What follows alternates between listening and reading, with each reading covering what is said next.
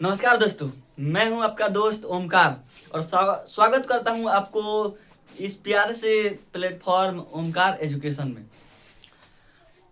हम लोग बिहार बोर्ड की तैयारी करते हैं इस चैनल पर बहुत ही मज़ेदार तरीक़े से। उसी आज भी उसी प्रकार से एक वीडियो लेकर आए हैं। बहुत ही प्यारा वीडियो है जो क्लास 10th का हिंदी के काव्य खंड का एक चैप्टर है जिसको लिखे हैं रसखान जी। उस चैप्टर को हम लोग पढ़ेंगे और व्याख्या करेंगे और उसके अर्थ को समझेंगे।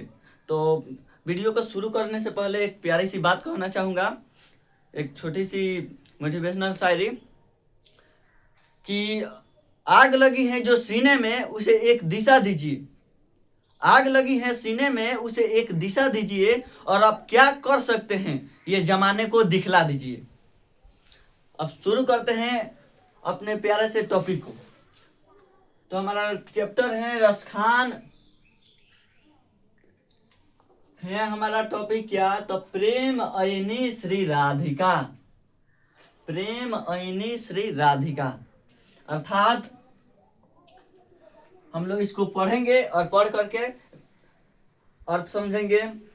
फिलहाल सबसे पहले चूंकि ये काव्य है तो काव्य को समझने के लिए हम पहले भी बार बार बोलते हैं कि काव्य को जितना ज़्यादा लयबद्ध तरीके से पढ़ा जाएगा उतना ही ज़्यादा समझ में आता है और पढ़ने में इंटरेस्ट लगता है, अच्छा लगता है, रोचक होता है। तो हम इसको थोड़ा पढ़ के देखते हैं और इसके बाद आपको और समझाएंगे। कैसे पढ़ेंगे? तो प्रेम अयनी श्री राधिका, प्रेम वरन नंद नंद, प्रेम वाटिका के दो माली मालिन द्वंद, मोहन छवि रस खानी लखी, अब दृग अपने नाही, ऊंचे आवत धनुष से छूटे सर से जाही, मोमन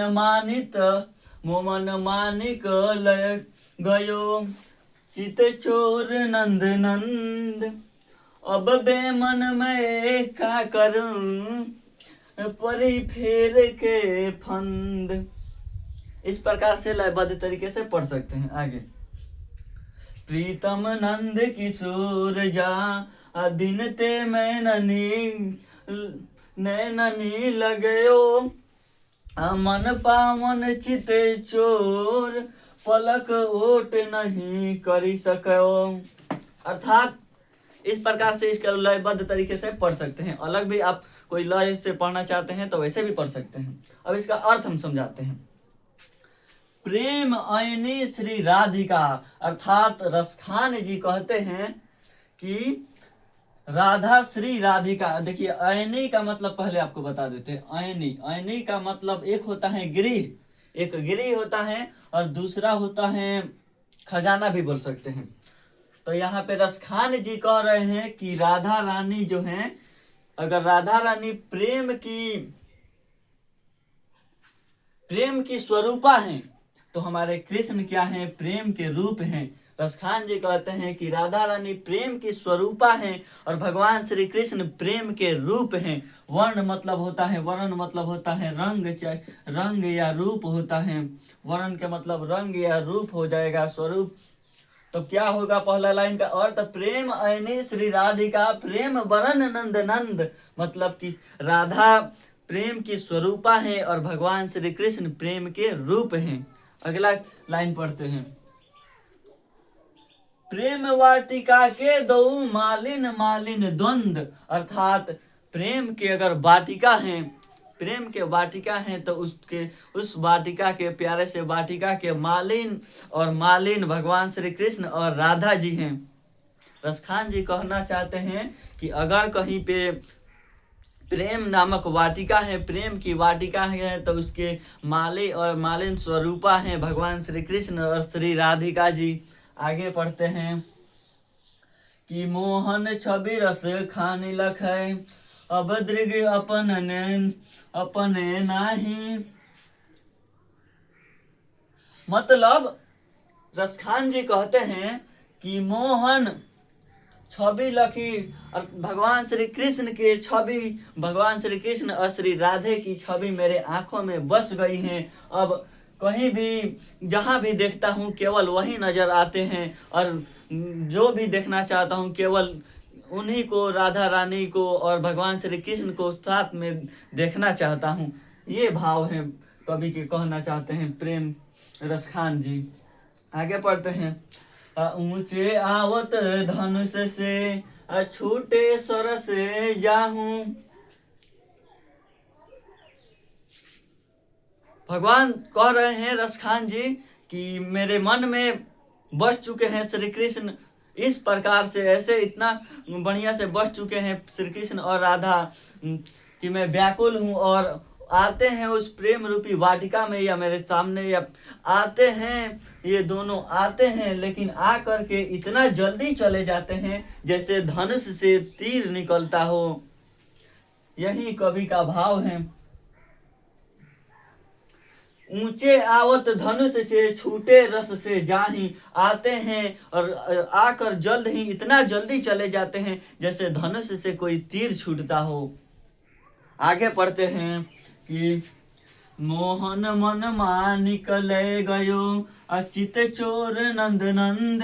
देखिए यहाँ पे रस खान जी चित चोर कह रहे हैं, श्री कृष्ण को चित चोर कह रहे हैं, मन को चुराने वाला, हृदय को चुरा लेने वाला कह रहे हैं। अब बेमन मैं क्या करूं परी फेर के फंद।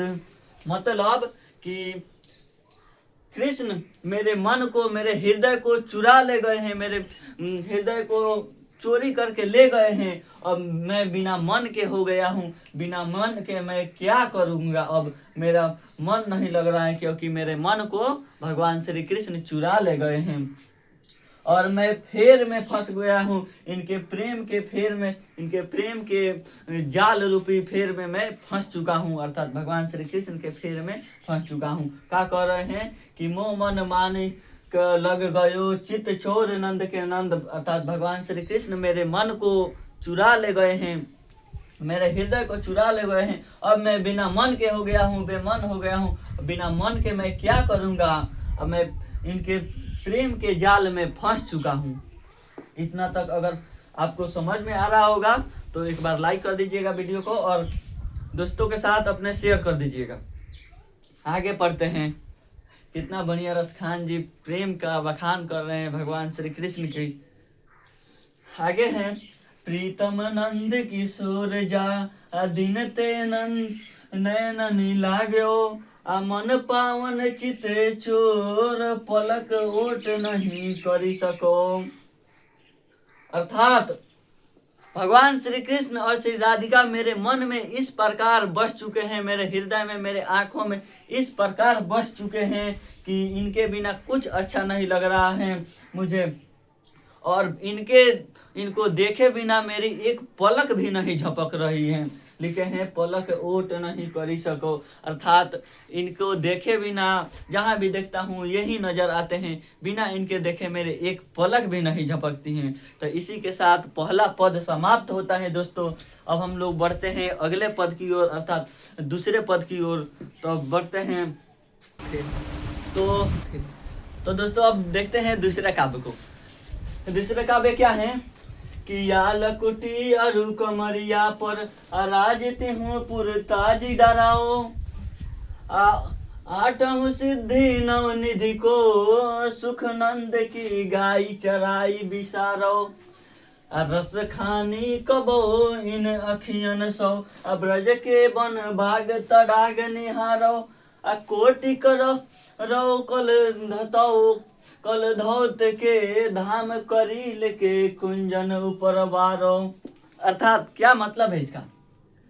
या लकुटी अरु कमरिया पर राजती हूँ पुर की ताजी डारो। मतलब कहते हैं श्री रस खान जी, श्री रस खान जी कहते हैं कि मैं भगवान श्री कृष्ण की लाठी पर, लकड़ी पर, इनके लकड़ी पर, लाठी पर और कमरिया पर, लकड़ी और कमरिया पर, भगवान श्री कृष्ण के लकड़ी और कमरिया पर मैं पूरे तीनों लोगों का राज, तीनों लोगों का सुख वैभव सब कुछ त्याग दूंगा, सब कुछ मेरे लिए कुछ नहीं है भगवान श्री कृष्ण के लाठी और कंबल के आगे।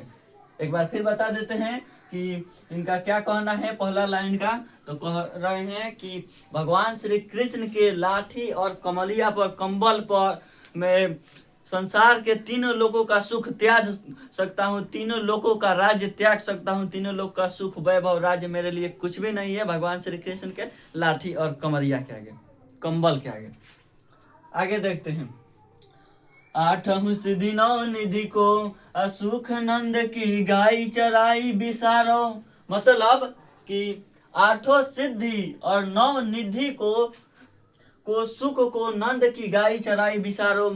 मतलब नंद की, कृष्ण के पापा होते हैं नंद जी, तो नंद की गैया को चराने का अवसर यदि मुझे मिले, रसखान जी कहते हैं कि भगवान श्री कृष्ण के अर्थात उनके पिता के नंद की गैया के चराने का मौका मुझे मिले, तो उसके लिए मैं आठों सिद्धि और नौ निधि के सुख को त्याग कर सकता हूँ। ये मेरे लिए कुछ भी नहीं है। जो आनंद मुझे भगवान श्री कृष्ण के गैया चराने में मिलेगा वो आठों सिद्धि और नौ निधि के सुख नहीं मिलेगा।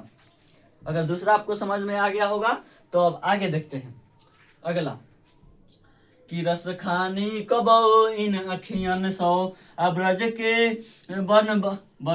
के वन बाग तड़ाग निहारो। मतलब कोटिक रौ कल धरो के धाम करील के कुंजन ऊपर बारो।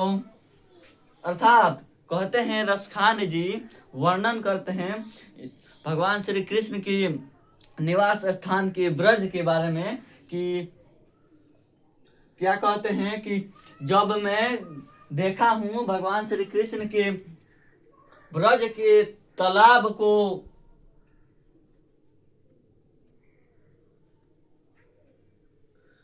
वन बाग को, वहां पे वन बाग को देखा हूँ, वन को देखा हूँ, बाग बगीचे को देखा हूँ, तालाब को देखा हूँ, तब से मेरा मन वहीं पर चला गया है। कोटि करौल कल धौत के धाम करील के कुंजन ऊपर वारो। मतलब कि कहते हैं रसखान जी क्या कि जब मैं वहाँ देखता हूँ, जब से देखा हूँ वहाँ मेरा दृश्य मेरे मनोचित पर छा गया है। मैं वहीं के केवल देखते ही रहता हूँ, देखते रहता हूँ, मेरे मन पर वहीं के वही चीज, वही बाग बगीचा तालाब सब कुछ इतना सुंदर है, पावन है कि मैं सब कुछ छोड़ करके अब वहीं रहना चाहता हूँ जहाँ भगवान श्री कृष्ण है और उनके बाग बगीचा तालाब हैं, वहीं रहना चाहता हूँ, उनके चरणों में रहना चाहता हूँ। यही कहते हैं रसखान जी। तो कैसा लगा आपको यह सेशन? अगर अच्छा लगा होगा तो एक बार फिर कहते हैं कि लाइक कर दीजिएगा और अपने दोस्तों को, यदि अच्छा लग रहा होगा तो अपने दोस्तों के पास शेयर कर दीजिएगा। तब तक के लिए जय हिंद, वंदे मातरम, भारत माता की जय। प्यारे दोस्तों मस्त रहिए, स्वस्थ रहिए, आबाद रहिए, झकास रहिए। लव यू दोस्तों, thank you very much. Video देखने के लिए बहुत बहुत धन्यवाद।